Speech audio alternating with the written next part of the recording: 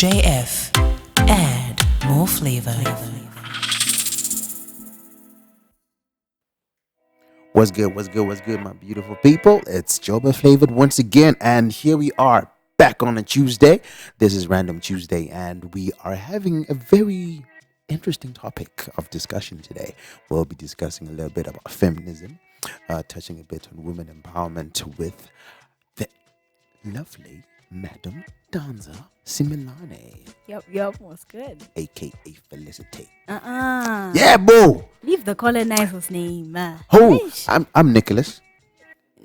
Uh-uh. Sibusi, so it's like me. Sbusiso, there we go. Slot. Yeah, slaughterhouse Sbusi. That's what's up, guys. I think for once, we might probably today get to know how women operate as men.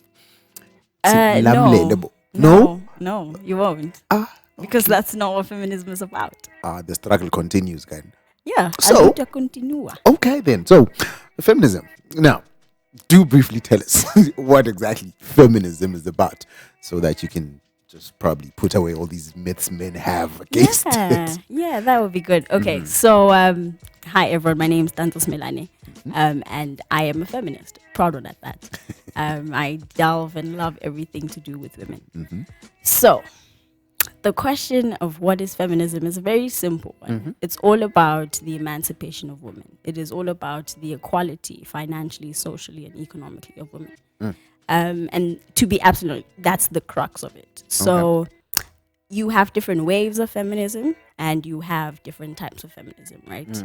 There's the communist feminism, there's the white feminism, and then there's also your postmodern feminism, which is, I think, the biggest wave that we have right now. And to be honest, I think it is the most sustainable one, because what it actually deals with is, it says, like I said, what is it that women have been economically disenfranchised from? Yeah, And it sure. tries to pull them into that. Yeah, of course. What is it that women have been excluded from socially? And it tries to pull women towards that. What often people gives people a bad rap about feminism is they assume that it's women trying to be men, right? Number Definitely. one. Or number two, it's women who don't shave, and it's women who don't wear makeup, and it's women who are always shouting at men or beating men. Do you know what I mean? Like that's what everyone always think about feminism. Yeah. And it's just so hard because I don't know how to tell people that it's not about men. Kahle. Truly. And it must be really hard because obviously we live in a society that is Male dominated. exactly and centered around men. So Yeah. now when I'm saying, okay, here's this thing that's about women, men are always like, oh, but what about us? And it's like, yeah, sure, nikrend, but akunfagi kind of thing.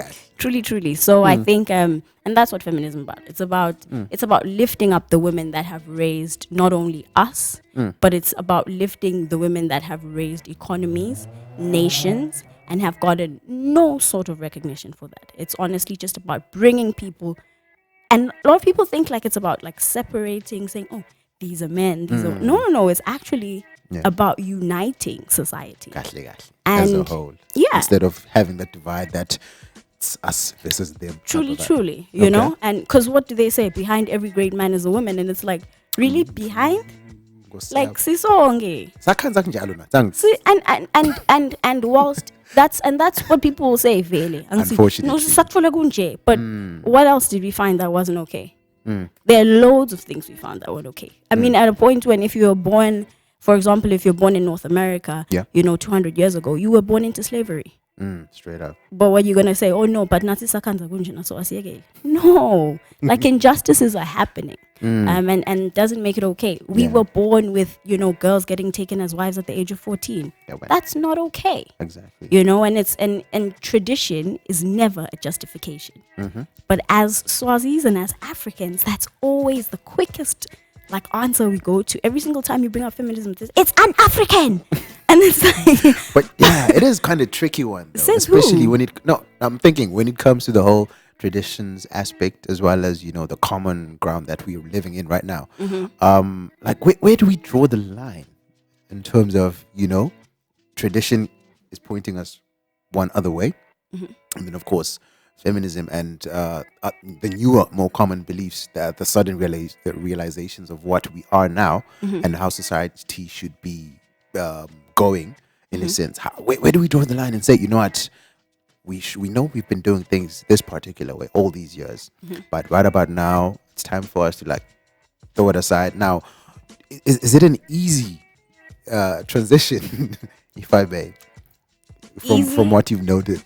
Easy no, Yeah. because I think when you have the women empowerment conversation with people, it's easy for me to connect with the girls and be like, okay, girls, this is what we're doing, right? But if I ever try to have this conversation with the men, they're always just like, no, but not say about what about us, and no, and it's like, and that's the response you often met with when you have this conversation with men. But what people always forget is women empowerment involves men just as it does women. Because if I have a conversation with a young girl and I empower her and I say, quick girl, you can do this, you're smart, you're brilliant, you can actually do all these things that you've been told your whole life you can't. And then she's like, you have to say, like, say, I could actually do this. And then she goes out into a world that's as harsh as the one that she was before we had this conversation. And she's met with people who aren't even trying to think on the same wavelength as her, seeing her as an equal. Then, the work is futile. Which is why you need to have the women empowerment conversation, not just with women, but with men as well. Like that is why I keep on saying it's a unification Basically. movement. It's not about segregation. And so to answer your question more directly, is it an easy step or no? And it's not going to be a smooth. It's not going to be a smooth transition because when you don't read on it and when you don't do your homework on anything women empowerment, what it seems like to men is an attack. It seems like you are removing power. Yeah, the natural defense, of course, is to be like, oh, heck no. Gani. Exactly. Exactly. And then it ends up being a case of victimization more than anything, because it makes us seem as though and that. Gani, it's just merely a case of me not understanding what exactly is happening here. This is an empowered woman who knows what she wants, who knows how she's going to get it. She's using anything in her power to make the most of what she has, in a sense. Simple as that. And me not understanding that, of course, now like, hey, that's all, missus. Exactly. And you because of the lack of understanding of the whole movement, it propagates the patriarchy that this movement is trying to dismantle in the first place. It's because, and then also this is another thing that people don't understand about patriarchy, which is why when you have the conversation about feminism and women empowerment, you're inherently going to speak about patriarchy, right? Of course. What people don't understand is patriarchy messes with us women as much as it does us men. The reason why suicide rates are so high with men is because a man is A, B, C. And if you happen to have a D or an A1 or a B2, I'll see in votes. And that is so detrimental to society because these things, what people always forget is we are living in a time using rules that no longer apply to this time. And that is why when you spoke earlier about how do we progress and yet still keep our tradition? I always remind people that, like, I don't know why people think this, but tradition doesn't make us. People make tradition. That's that's which means that no matter how much a nation or a people or a society progress, it is their own onus to be like, we've always been doing this, but as we are in this time, we are realizing that this is no longer relevant. We can't be doing this anymore. Exactly. We've done these things, in culture where we've removed umqasho or whatnot. We've done all of these things in culture, but now we're doing it, for women. And again, because we're not open to having this conversation, we're not open. People are hearing, but they're not willing to listen. And because they aren't willing to listen, you can't have the conversation. And that's why then men feel attacked. And that's why then it just propagates patriarchy. So if anything, but don't say, hi, no, Exactly. And things. And it's just like reading, like I'm better than you. and I can do your job better than you. And it's like, but because the way that society's been set up, even if the person who's hiring is a woman or a man, they're probably going to give it to the man. Because a man, they're going to be like, no, he looks like me, he sounds like me, so I'll give him the shot. And if you're a woman who's hiring, they'll be like, hey, Ash, we can't work with women, or because that's something I recently joined, I recently joined the working class here back at home, and I couldn't believe how in the past month alone, I can't tell you how frequently I've heard from a woman. Huh. That's why, and this is what I mean. Like patriarchy it's not just a thing where it just attacks women. Yeah. And misogyny, this belief of putting down women isn't just something that's exclusive to men. It's a societal problem. So 100%. It's like mental enslavement. It's gulanhlobo. You know what I mean? So sonke vele sidinga kuba brainwashed kabush. You know that Men in Black thing where they come and they go, that's what we need. Reset. Exactly. We need that's what default. we all need, eh? To be absolutely honest, that would be amazing. That would be amazing. And I always have this conversation with my friends where, because, sometimes we'll have people who, and I'm digressing a little bit, but, give me 2 seconds too. And I always have this conversation with my friends and they'll be like, so I went to school in the UK, so I had white friends. And they'll be like, yeah, but you can't deny that, colonialism and imperialism did well for African and the global South. Ooh. And I'll be like, like, besi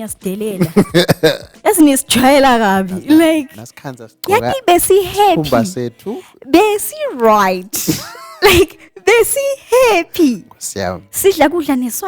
Like, besi right. We just happy. With our hearts that were warm in winter and hot in summer, cold in summer, like, basi grand. Like, we genuinely didn't need this. And it was this whole, and what actually happened was what then happened is, it's even now when we're talking about the progression of a society and we're talking about Vision 2022 or whatever, when we're talking about, being a first world, there we go. What you're actually doing is you're saying, how do we make the society look more Western? Basically, which means instead of being, and not even slaughter. Take 2 steps even back from that being, because who said Western nations are the gold standard? Who and why? But it is because we have been brainwashed to think everything West is best. And that is why you'll go to Dubai and you'll see the towers and you say, we also need towers. I want this. We'll go to, also us. And it's like, no, because we're not Arab. We don't have oil. We don't, so do we need that? Truly. And it's just like things like that where, I'm happy for us to borrow from other, peoples and to learn from other peoples, because I feel like that is where development is. But one thing people don't know how to do is to just be like, this won't work for us. And I've seen the transport system in the UK is actually fantastic. How do we then make something very particular to Swazi people while borrowing from that idea? Exactly. That's something we don't do very, localize it in our own way specifically. Honestly. Instead of copy and paste. Which is why that brainwash is necessary. That clearing. Uphi Will Smith. No, but awufika. Utabana widla mina. So I'm imagining you've been at this for years, eh? Yeah. For as long as I can remember. I think probably okay. So because I went to an international school, I was in the space a lot. And international high school, I was in the space a lot. But I do think it was only towards the end of my years there. So maybe IB1, IB2 when I was 17, 18, when I started to be like, And now you are. I'm gonna leave this bubble. You're 20 something. Now I'm 23. My Jordan. That is actually proud of saying her age. Y'all usually hide your things, man. Why? You see, I'm empowering you women. Okay. To tell us your ages. Oh, is it? Yes. To tell us your ages when we ask. Don't hide it. It's not embarrassing. I think I haven't. people always say maybe when I get to an older age, I'll be embarrassed to say. I haven't. I don't know. So I can't. I can't speak for all women. Yeah, and say Loguti. No, I get it, but I don't. So I just say my age because it's whatever. If I'm old, I'm old. If I'm young, I'm young. Straight up. So be it. Okay. Now, I'm curious. What would be your message? Let me say to Swati. Oh yeah. Oh yeah. By the way. Yeah, we're still transitioning. You know this. No. It takes time. Exactly. So, what would be your message to the fellow Swati women in terms of the challenges they might be facing? That they're dealing with on a daily basis, essentially on how they should approach things and not lose hope in reaching for what they believe in and pursuing what they believe in, and of course always working towards empowering themselves on a daily basis. Yeah. I would always encourage women to be conscious of absolutely everything. Yeah. And at every point, and that sounds like a lot of work, but it's a necessary job. Just be conscious of what people are saying. Just be conscious of what people are doing, because we do live in a society in where we have a lot of and then they just and then they're just like I'm not gonna get involved in that, right? And once I can understand this whole wave of minding your own business, which I can definitely pull a leaf out of that book. I also think it's super important to be conscious about like what's happening and being like, okay, I notice injustice and I'm gonna point it out when I notice it. I can notice this is happening now and I'm going to point it out now. My boss is saying something off now and he's making me feel uncomfortable now and I'm going to point it out now. Because we always have this thing that I'll point it out at a better time, and that better time never comes. Yeah. It's time for us to start saying things when we notice them and start doing things now. Yeah. So that's definitely what I would, live in your truth in this moment. And understand that by doing so, you're just allowing someone else to come through and not have to go through what you have done. But if you wait for another time, you're risking someone else having the same experience. And if you had the opportunity to stop that injustice and you didn't, if you aren't part of the solution, you're part of the problem. Washa too. So yes, be conscious, guys. Oh, ladies, be conscious. And men. Yeah. And men. If anything, that was actually... that was actually just to Emma Swat. So everyone be conscious of everything around you, essentially. Man, that has been like truly eye-opening.